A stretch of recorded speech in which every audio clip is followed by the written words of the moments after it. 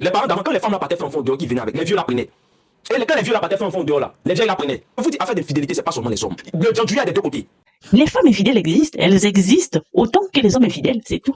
Tu vas les voir, ces mamans-là, championnes pour donner de lourds conseils. On ne quitte pas un homme pour infidélité. Tous les hommes trompent, reste dans ton foyer. Si tu le quittes là, tu vas trouver un autre qui va te tromper aussi. Des Johnjo, elles trompent leur mari propre. Tu vas les voir alors, non, je vais à la veillée. Oh, je vais rendre visite à la famille au village. Elles sont trompées. Je le dis toujours ici, une femme qui reste avec un homme infidèle, sans faire de bruit, sans faire de vagues, cette femme la trompe. C'est une infidèle comme son gars. Elles sont nombreuses comme ça.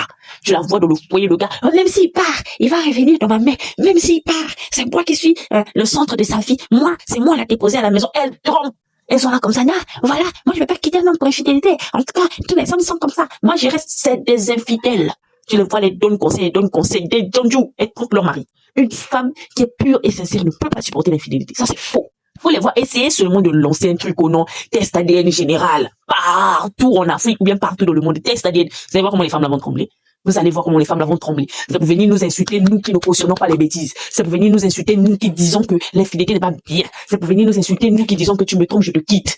Vous les voyez là. Pendant que le gars va chez sa maîtresse, lui aussi, elle aussi, elle va chez son gars.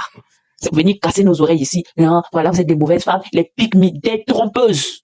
En tout cas, celui qui ne va pas comprendre, c'est son problème. Moi, je le dis. Cette génération-là, on n'est plus là pour jouer. Hein? On n'est plus là pour chialer, pour pleurer. C'est fini.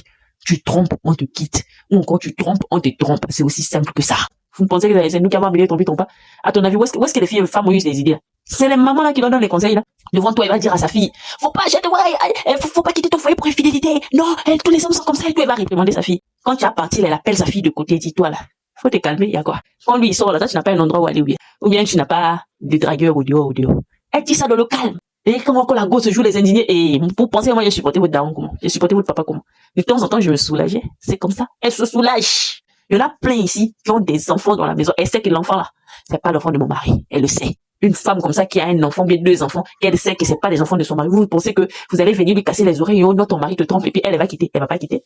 Elle va pas quitter parce qu'elle fait la même chose, au fait. Les femmes qui supportent facilement l'infidélité sont des grosses infidèles. C'est quoi ça y est? Gros bisous.